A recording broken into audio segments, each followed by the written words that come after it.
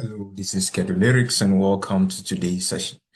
In today's brief video, we're going to progress or proceed with our bibliometric data analysis, which we started some time ago. So if you've been following this series, we have been talking about how to, first of all, import bibliometric data in WAR and also to build a bibliometric data for bibliometric data analysis. And so if you've not watched those two key videos, you may want to go back to this channel and locate those two videos and watch so as to be abreast with it. Now, if you're wondering how we got to this point, let me just send you back a little to the R platform or studio so as to be able to see what was done before we got here. So first of all, you have to install this package called Bibliometrics. After that, you run the library and then you type Biblioshiny and then it will launch that Biblioshiny app for you. It has a very interactive interface that helps individuals like you and I to be able to track our way around it. So you click on data and then you have opportunity to import your data and then you choose here you're going to import your own raw data and then the data file we are going to upload is a PubMed data. So we select PubMed and then we click on browse and then we go to where we have it. It's currently in my download, so I'll just open it and then it's here upload complete and then I'll just click on start and then wait patiently for the data to get loaded onto the Biblioshiny app right here on the platform. And so we wait patiently for that to be done.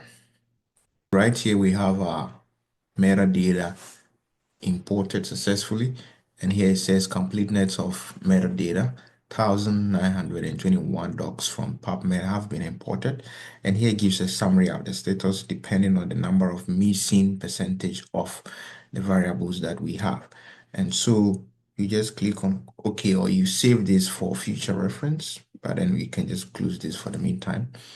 And you can equally call for report. So this gives us all the information or the data about the various articles that were part of the collection that we imported or downloaded from the PubMed database. And so here we can do a few things. We can click on the filters. So here you can filter by language, by year of publications, and the type of document. And so if you want to do specific kind of analysis where you want to stratify based on language, publication, year, type of document, then you want to work around this filter part. Now we have the overview. Here it gives us general overview about the data. And so when you click on a table, it will give us some information about the imported articles. And so we wait patiently for it to load. And so here it gives us the main information about data. And so the time span from 1971 to 2024 or 2025. And then we have the sources of the data from journals, books, etc. 600 and that. So the annual growth rate is given us as that percentage. And then the average citation per document, and then the reference and all of that. So this basically provides us a general information about the individual articles that were imported into the Biblioshiny app, making up the collections.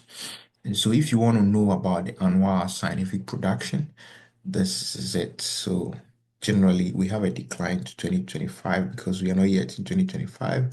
We are almost ending 2024. And so this is basically it. This does not count. And so generally for this, we see an upward trend in the rise in publication about that particular subject. And then when we come to, we can actually check the table as well. It gives us a few numbers to look at, but then the plot is a bit easier to relate with. And then we have the three-field plot. So we can click on play and see what diagram comes out of it for us to visualize. And so sometimes this takes, yeah, so because of some missing data point that is not able to display. And so we also can twerk around the sources of the articles. And so the most relevant sources. And so when you click on this, it gives us International Journal of Environmental Research. So they have produced about 70 of the articles present in this BMC Public Health 64 and so on and so forth. A table form is given here. So if you want to know the choice of journal to submit your article based on the area of your specialty and you've done a bibliometric analysis, this gives you a snapshot of the various sources of or journals that you could possibly consider, and also gives you a source of information as to which journals are performing better in terms of publishing in that particular area of your interest. Now, you can equally do the Bradford Law. So this also gives us a source log against the articles. And then we have the sources production over time. And so here we have this plot that is likely to help us see more information. So let's wait patiently for that to appear. So this gives us a cumulative occurrence and then the year. So this is the number of publications and all of that. Based on at the bottom here, we see the sources and then the way or the production over a year. And now you come to the artist, and you want to see who is the most important author when it comes to this area. So this basically gives us so Lambert EV is the most person who produce more articles in this respect, following that order. And so this would also help you to know the most important person to reach out to in that area of specialty in case you're looking for mentorship and all of that. So basically, yeah, so affiliation is also important. So when you plot the affiliation, it helps you to see the institutions that are producing the most works. And so this gives us a snapshot of the institutions and then informs us or informs you about where to make your connections. So yeah, and generally this also gives us the affiliation production over time, among others. And so you can twerk around all the possible combinations that we have. The corresponding artists' countries of origin are also displayed in this particular figure. Yeah, so South Africa is also producing more, US, Australia, and all of that. So it work around all of that. And then when it comes to clustering, this is quite interesting.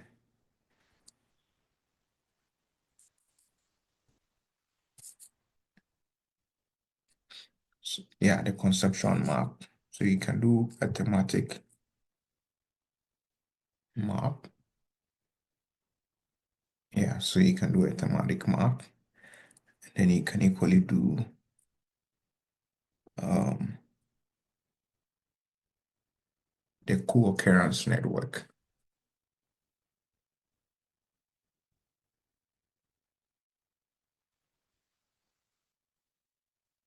Yeah, so this gives us the co-occurrence network. And so you can copy all of this into a nice interface. You can equally download it by using this. So you can download this and export it into a picture form for you to be able to use for your own work. Come to the Word document. Oh, sorry, the document. Yeah, so you can actually come to document and also know the most frequent used words. You click on that and it gives us a plot of the most frequently used words. So humans is the most frequently used word, followed by female, male, child, adolescent, blah, blah, blah. And then you can actually build a word cloud, a word cloud, a word cloud. So this is a word cloud. So interesting. And then you can also build a tree map to be able to know the occurrence of the individual terms.